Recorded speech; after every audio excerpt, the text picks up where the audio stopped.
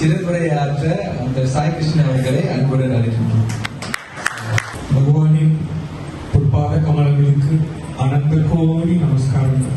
இந்த ஆராதன மகோத்சவம் அதுல என்ன ஆராதனை?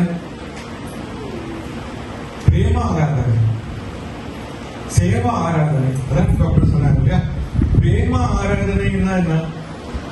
Love all.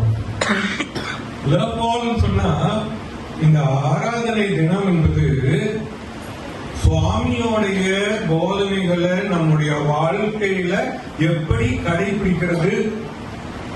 ஆராதனை என்ற வார்த்தைக்கு என்ன அர்த்தம் சொன்னா டெய்லி ரூட்டீன் அப்படின்னு கூட சொல்லுவாங்க. அதாவது நம்ம எப்படி வாழ்க்கையில கடைபிடிக்கிறது.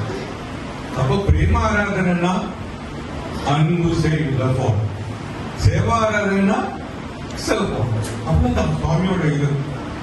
சோ நம்ம முதல்ல நம்ம என்ன புரிஞ்சுக்கணும்னா, எப்படி நமக்கு சேவை செய்யறதுக்கும் அன்பு செய்யறதுக்கும் எப்படி அந்த உந்துதல் வரும், அந்த மோட்டிவேஷன் எப்படி வரும்னு சொன்னா, பகவான் ஸ்ரீ சத்ய சாய்பாபா அப்படின்னு சொல்லும் பொழுது நம்முடைய ஒவ்வொரு அணுவிலையும் ஒரு மாற்றம் நமக்கே தோன்றணும். அதாவது சுவாமி அழகா அது சொல்றார். எள்ளு எல்லாத்துக்கும் தெரியும் இல்லையா? எள்ளுல எண்ணெய் போலவும், எள்ளுல எண்ணெய் இருக்கு நம்ம கண்ணுக்கு தெரியாது, ஆனா எண்ணெய் இருக்கு. அதுதான் நம்ம நல்லெண்ணெய் செய்யறாங்க இல்லையா, என்ன செய்யறாங்க இல்லையா? பால்ல வெண்ணெய் போலவும், பால்ல வெண்ணெய் இருக்கிறது நமக்கு தெரியாது, வெள்ளையா தான் இருக்கும். அதே போல நம்ம உடல்ல கோடிக்கணக்கான அணுக்கள் இருக்கு இல்லையா, அணுக்கள் இருக்கு இல்லையா, செல்ஸ் இருக்கு. அப்போ எள்ளுல எப்படி எண்ணெய் இருக்கோ அதே போல அந்த ஒவ்வொரு அணுக்களுக்குள்ளேயும் சுவாமி இருக்கார், கடவுள் இருக்கார். அப்போ நம்முடைய உடம்பு அனைத்தும் இது முழுதும் நிறைஞ்சு இருக்கிறது யாரு? சுவாமி. என் உடம்பு மட்டும் இல்ல, உங்க உடம்பு மட்டும் இல்ல, சுற்றி எல்லா இடத்திலையும் சுவாமி இருப்பார். அப்படிப்பட்ட பேர் அவதாரம், சுவாமியை போன்ற ஒரு அவதாரம் இன்னும் 6000 வருஷத்துக்கு வராதுன்னு ஆனந்தமயமான ஒரு பெரிய ஞானி அவங்க சொல்றாங்க. சுவாமி நம்ம நினைக்கிற மாதிரி சொல்லுவாங்க, சர்வ தேவதா ஸ்வரூபம். எந்த தெய்வத்தை கும்பிட்டாலும் நம்ம சாமியை கும்பிட்ட மாதிரிதான். அதை விட சர்வ தேவதா அதீத ஸ்வரூபம் அப்படின்னா எல்லா தெய்வங்களை காட்டிலும் அதற்கும் அப்பால் உள்ள பெரிய சக்தி தான் நம்முடைய சுவாமி.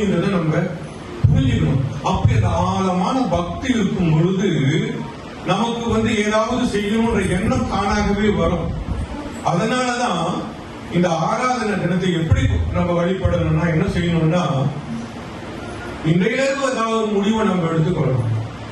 நான் ஒவ்வொரு முறையும் பேசும்போது அரைச்சமா வரைக்கிற மாதிரியும் சொல்றேன். அதாவது வாழ்க்கையில எதையாவது நம்ம செய்ய ஆகணும். சுவாமி அதுக்குதான் சொல்றாரு ஸ்பிரிச்சுவல் பிராக்டிஸ், அதாவது சாதனான்னு நம்ம ஒண்ணு செய்யணும். சுவாமி சிம்பிளாக சொல்றாரு, அதேதான் சொல்றாரு. தியானம் வரலையா, பரவாயில்ல, உட்காருங்க, என்ன நினைங்க, சுவாமி தான் நினைக்கணும். இல்ல நீ முருக பக்தரா, முருகரை நினைங்க. அப்படியே முருகரோட நாமத்தை சொல்லு, ஓம் சரவண பவாய நம, ஓம் சரவண பவாய நம சொல்லிட்டே இருக்கும்போது முருகர் முகம் போயிடுச்சா, மறுபடியும் முருகன் நினைச்சு பாருங்க. அந்த படத்தை முன்னுக்கு பார்த்துக்குங்க. அப்புறம் ஓம் சரவண பவாய, ஓம் சரவணம். நாமம்னா பேரு, உருவத்தையும் மாத்தி மாத்தி மாத்தி அப்படியே சொல்லிக்கிட்டே இருந்தா தானாகவே அது பதிஞ்சிடும். தினந்தோறும் காலையில அட்லீஸ்ட் 5 மணிக்கு எழுந்து பாருங்க, முயற்சி பண்ணுங்க. காலையில 5 மணிக்கு எழுந்துச்சீங்கன்னா 1 மணி நேரம் வேண்டாம், அரை மணி நேரம் கடவுளை பற்றிய சிந்தனை, வேற ஒண்ணுமே வேண்டாம். கடவுளை பற்றிய சிந்தனையோ நல்ல சிந்தனையோ ஏதாவது நல்லதை நீங்க கேட்கறது, தியானம் பண்றதா இருந்தீங்கன்னு சொன்னா உங்க வாழ்க்கையில ஏற்படக்கூடிய அந்த மாற்றம் இருக்குங்களா, பெரிய மாற்றம். ஏன்னா முதல்ல நீங்க எழுந்த உடனே யாரை நினைக்க போறீங்க? இறைவனை நினைக்க போறீங்க, சுவாமியை நினைக்க போறீங்க. ஒவ்வொரு நாளும் தினந்தோறும் இங்க ஒரு சபதம் எடுத்துக்கணும். ஒரு வாழ்க்கையில வந்து இப்ப நாயன்மார்கள்லாம் 63 நாயன்மார்கள்லாம் சபதம் எடுத்துக்கிட்டாங்களா இல்லையா? ஒருத்தர் என்ன சொல்றாரு, சாவர வரைக்கும் நான் ஒவ்வொரு நாளும் ஒரு அடியாளுக்கு சாப்பாடு போடுவேன், கடைசி வரைக்கும் அதுல இருந்து அவர் விலகவே இல்லை. ஒவ்வொரு நாளும் இதை செய்வோம், ஒவ்வொரு நாளும் அதை செய்வோம். அதனாலதான் அவர் அடியார்களா இருந்தாரு. நம்மளாலே முடியும். ஏன் முடியாது? தினந்தோறும் ஏன் 5 மணிக்கு எழுந்திருக்க முடியாது? ஏன் 5 மணிக்கு எழுந்திருக்க முடியாது? எழுந்திருக்க முடியும். பழகணும். கஷ்டமா இருக்கும். ஆனா எதையாவது செய்யணுமா இல்லையா? சுவாமி என்ன சொல்றாருன்னா, இப்ப பஜனை செய்யறீங்க இல்லையா? வாரத்துக்கு ஒரு முறை பஜனை செய்யறது கூட நமக்கு கஷ்டமா தானே இருக்கு. தினந்தோறும் செஞ்சீங்கன்னா எப்படி இருக்கு? அது கஷ்டத்தை விட்டுடுங்க. காலையில இருந்துட்டு ஒரு பாட்டு சொந்தமாவே பாடிடுங்க. காலையில எழுந்துச்சோடனே சுப்பிரபாதம் கேளுங்க. காலையில எழுந்துச்சோடனே நாமாவளி கேளுங்க. கொள்ளாடி கூட பரவாயில்ல, கேட்டு பாருங்களேன். இதெல்லாம் ஏன் சொல்றேன், நான் ஒண்ணுமே செய்யறது இல்லை. பஜனைக்கு வருவோம், எல்லாம் கேட்டுட்டு போயிடுவோம். நம்முடைய வாழ்க்கைக்காக நம்ம எதுவுமே செய்யறது இல்ல. சுவாமி அடிக்கடி சாமி சொன்னாரு, நான் 60 வருஷம் பேசிட்டேன், இனிமேல் நான் பேச போறது இல்ல. சுவாமியே எரிச்சல் சொல்லிட்டாரு ஒரு முறை, 60 வருஷம் நான் பேசிட்டேன், இனிமேல் நான் பேச போறது, என்ன பேசினாலும் நீங்க ஒண்ணுமே செய்யறது இல்லை. அந்த அளவுக்கு நம்ம வந்து எதுவுமே செய்யாம இருக்கிற சூழல். தயவு செய்து நான் ஒவ்வொரு முறையும் வந்து இதுதான் நான் வலியுறுத்தி சொல்லிட்டு போறேன். நான் நிறைய கதைகளை சொல்லிட்டு போக முடியும். சார் வந்து நிறைய கதைகளை சொல்லிட்டு போக முடியும். இல்ல, எதையாவது நம்ம செய்யணும், நம்ம உணரணும். சுவாமி என் கூடயே இருக்காரு. ஒண்ணு செய்யும் போது சாமி பாத்தீங்கன்னா சாமி கூட இருந்து செய்யறாரு, நம்ம உணரணும். ஒவ்வொரு அணுவும் அதை உணரணும். எண்ணெய் இருக்கிற மாதிரி, பால்ல வெண்ணெய் இருக்கிற மாதிரி எனக்குள்ள சுவாமி இருக்கிறார், ஒவ்வொரு அணுவிலும் சுவாமி இருக்கிறார் உணரணும். அதுக்காக தான் நம்ம இங்க வரோம். எதுக்காக வரோம்? அந்த உணர்வு என்னை சுத்தி எனக்கு சுவாமி பார்த்துக்கிட்டே இருக்காரு. இப்போ உங்களுக்கு தெரியுமோ தெரியாதோ, சுவாமி இப்போ எல்லாருள்ளயும் இருந்து அவர் தான் பார்க்கிறாரு, அவர் தான் கேட்கிறாரு, அவர் தான் பேசுறாரு. அந்த மாதிரி ஒரு உணர்வு நமக்கு வந்து ஏற்படணும். அப்படி ஏற்படணும்னா சாதாரணமா ஏற்படுமா? முயற்சி செய்யணுமா இல்லையா? தினந்தோறும் ஏதாவது எடுத்துக்கணுமா இல்லையா? ஏதாவது தியானம் செய்யலாம் இல்லையா?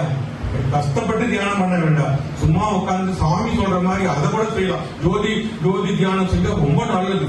ஒவ்வொரு அங்கத்திலையும் அந்த ஒளி போய் பரவும் பொழுது என்ன ஆகுது, எல்லாமே அப்படியே ஒவ்வொன்றையும் நம்ம காலையில் நினைச்சு பாருங்களேன். பல ஆண்டுகள்லாம் செய்து பாருங்க. ஆண்டுகள் கூட வேண்டாம், பல மாதங்கள் வந்து இந்த உடல்ல அப்படியே இந்த வெளிச்சத்தை கொண்டு போய் ஒவ்வொரு அங்கமா கொண்டு போயிட்டீங்கன்னு சொன்னா உட்கார்ந்தவங்க உங்களுக்கு ஏற்படக்கூடிய ஆனந்தமே பெரிய ஆனந்தம். அது ஆனந்தத்துக்காக நம்ம செய்யல, அமைதியா உட்கார்ந்து இருக்க வேண்டியதுதான். நமக்கு தெரியும். செய்வீங்களா? ஆனந்த காட்டி பரவாயில்ல, காலையில 5 மணிக்கு எழுந்திருக்க பழகிக்கிறீங்களே, கொஞ்ச நேரம் 5 நிமிஷமாவது உட்கார்ந்து சுவாமியை நினைக்கணும். முதல்ல நினைக்கிறது சுவாமி நினைப்பாவே இருக்கட்டுமே இல்லையா? ஆராதனை தினத்தன்றைக்கு அந்த ஒரு வித்தியாசம் எடுத்துக்கொள்ளும். 5 நிமிஷம் சாமியை பத்தி நினைக்குவேன். சாமினா பாபாவை தான் நினைக்கணும் இல்ல, எல்லா கடவுளும் எல்லா உருவமும் பாபா தான். சிவனை கும்பிட்டாலும் பாபா தான், பாபா கும்பிட்டாலும் சிவன் தான். அந்த மாதிரி எல்லாம் எந்த தெய்வத்தையாவது நினைச்சு நம்ம செய்யணும்ன்றதுதான் என்னுடைய இந்த ஆராதனை தன்னைக்கு என்ன அழைச்சதுக்கு. அழைக்கல, நானே தான் வந்தேன். சாமி தான் கொண்டிருக்காரு. அதனால இதையாவது செய்யுங்க. நம்மளுடைய வாழ்க்கை வந்து போனதான் சாய் பக்தர்கள். சர்வீஸ் தான். காலையில ஒவ்வொரு நாளும் நம்ம சர்வீஸ பத்தி தான் திங்க் பண்ணோம். யாருக்கு நீங்க உதவி பண்ண முடியும், என்ன செய்யலாம், எத்தனை பேருக்கு நமக்கு இன்றைக்கு செய்ய முடியும் அப்படின்னு நம்ம சிந்திச்சு பார்க்கணும். நம்மளுடைய வாழ்நாள் முழுதும் அதுக்காகவே நம்ம செலவு பண்ணணும். குடும்பத்தை பார்க்கணும், குடும்பத்தை பார்க்காம இருக்கிறது இல்ல. ஆனா வெறும் குடும்பம்னு இருக்கக்கூடாதுன்னு சொல்றாரு சுவாமி. பற்றை அறுக்கணும்னு சொல்றாரு சுவாமி. குடும்பத்தின் மேல நமக்கு ரொம்ப அக்கறை இருக்கணும். அதே வந்து குடும்பம் இல்லாம என்னால வாழ முடியாதுன்னு நினைக்க கூடாது இல்லைங்களா? கூட இருக்கிறவங்க மறுநாள் போயிடுவாங்க, அப்படி சொல்லக்கூடாதுதான். நமக்கு தெரியாது இல்லையா, யார் எப்ப போவாங்கன்னு தெரியாது இல்லையா? அதனால பற்று இருக்கக்கூடாதுன்றது ரொம்ப ரொம்ப முக்கியம்.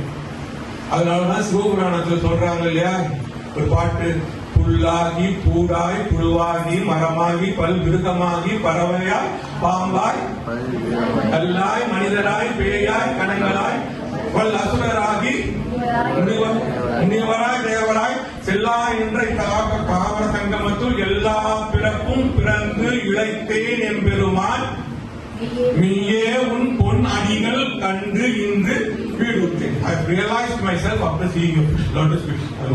அது என்ன சொல்லுது? ஃபுல்லா பிறந்திருக்கோம், நம்ம ஃபுல்லா பிறந்திருக்கோம், புழுவா பிறந்திருக்கிறோம். புல்லாகி பூடுன்னா செடியாகி புழுவாகி பறவையா பிறந்திருக்கோம், பாம்பா பிறந்திருக்கோம், பூரானா பிறந்திருக்கோம், கழுதையா பிறந்திருக்கோம், பன்றியா பிறந்திருக்கோம், மாடா பிறந்திருக்கோம். இந்த கடல் கரையில உள்ள இந்த மணல் அதை கூட எண்ணிடலாமா? எத்தனை பறவை பிறந்தோம்னு நம்மளா எண்ண முடியாது. அத்தனை பிறப்பு பிறந்திருக்கோம். எனக்கு எத்தனையோ கல்யாணம், கல்யாணம் நடந்திருக்கு. எனக்கு எத்தனையோ பொண்டாட்டிங்க. அந்த பொண்டாட்டி அந்த பிறவில வந்து செத்துருப்பான். அதுக்காக அழுதுருப்பேன். 1000 வாட்டி அழுதுருப்பேன், 100 வாட்டி அழுதுருப்பேன், 10,000 வாட்டி கூட அழுதுப்பேன் என் பொண்டாட்டிக்காக வேண்டி. என் அம்மாவுக்காக 1000 அம்மா இருந்திருப்பாங்க, 10,000 அம்மா இருந்திருப்பாங்க. அத்தனை அம்மாவுக்கு நான் அழுதுருப்பேன். அப்ப எத்தனை அம்மாவுக்கு நம்ம அழுவுறது? அப்படின்னா இந்த உடம்பு வந்து நிலையானது இல்லை. இந்த குறவுல நம்ம அழுதான் போறோம். 1000 வாட்டி அழுதுட்டோம், 10,000 வாட்டி அழுதுட்டோம். இந்த பிறவிலையும் யாராவது போனாலும் அழதான் போறோம். அப்ப என்னத்துக்கு இந்த உடம்பு பத்தியே நினைச்சிட்டு இருக்கீங்க? சுவாமி சொல்ற உடம்பு பத்தி நினைக்காதீங்க. உடம்பு முக்கியம் தான். பதவி இல்லாம நம்ம கடலை தாண்டி போக முடியாது. உடம்பு ரொம்ப முக்கியம், நல்லா கவனிச்சுக்கணும் தான். ஆனா உடம்புன்னு இருக்காதீங்க, மனசுன்னு இருக்காதீங்க. அதனால தினந்தோறும் இன்றைக்கு இதை ஞாபகம் பிள்ளைங்களா தினந்தோறும் இதை சொல்லுங்க கார் கூட சொல்லுங்க. நான் இந்த உடம்பு அல்ல. கேட்கவே இல்லை. நான் இந்த உடம்பு அல்ல, நான் இந்த உணர்ச்சி அல்ல, நான் இந்த மனம் அல்ல, நான் இந்த புத்தி அல்ல, நான் இந்த அகங்காரம் அல்ல, நான் ஆத்மா, நான் ஆத்மா. எனக்கு அறிவு இல்லை, எனக்கு அறிவே இல்லை. நான் ஆத்மா, நானே பாபா, பாபாவே நான், நானே சுவாமி, சுவாமியே நான். சுவாமி நானே சுவாமின்னு சொன்னா இந்த உடம்ப சொல்லல. எதை சொல்றோம்? ஆன்மா. சுவாமி எத்தனை முறை சொல்லியிருக்காரு, நான் தேகம் அல்ல, நான் தேகி. நான் தேகம் அல்ல, நான் இந்த உடம்பு அல்ல, நான் தேகி. உடம்புக்குள்ள இருக்கக்கூடிய ஆன்மா தான் நான். என் உடம்பு நினைச்சுக்காதீங்கன்னு சொல்றாரு சுவாமி. எத்தனை முறை சொல்றாரு இல்லையா? அதே போலதான் நம்மளும். நான் இந்த உடம்பு அல்ல, இந்த உடம்பு போயிடும். நான் எத்தனையோ பிறகு அழகாலாம் பிறந்திருக்கேன். பெரிய ஞானியா சொன்னாங்களா இல்ல, முனிவரா பிறந்திருக்கேன், பெரிய செயின்ட், பெரிய ரிஷியா பிறந்திருக்கேன். ஆனா இந்த பிறவியில வந்து சாய் கிருஷ்ணனா இப்படி இருக்கிறேன். ஆனா நான் பெரிய பேயாளா இருந்திருக்கிறேன், பூதமாலா இருந்திருக்கிறேன். எல்லா பிறப்பும் பிறந்தா இப்ப வந்திருக்கிறேன். இந்த பிறவில சுவாமி இதை கொடுத்திருக்காரு. இந்த பிறவி நல்லா பயன்படுத்தணும். மனசுனா ரொம்ப கஷ்டம்.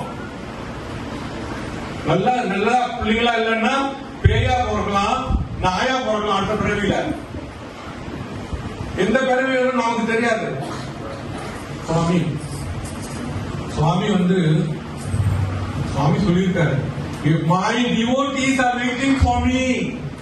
என்னுடைய பக்தர்கள் எனக்காக காத்திருக்காங்க. எந்த வயசுல சொன்னாரு? 14 வயசுல சொன்னாரு. அவர்தான் என்னோட பக்தர்கள். நீங்க எல்லாம் எந்த நேரத்துல நீங்க எல்லாம் வரணும்னு சுவாமிக்கு தான் தெரியும். சொன்னார் இல்லையா, எந்த நேரத்துல அவர் இழுப்பார் என்று யாருக்கும் தெரியாது. சுவாமி அந்த எழுத்திருக்கிறாரு. இந்த நாள்ல சில சங்கல்பங்களை செய்து கொள்வோம். இனிமே நாளையிலிருந்து நான் இதை செய்வேன்.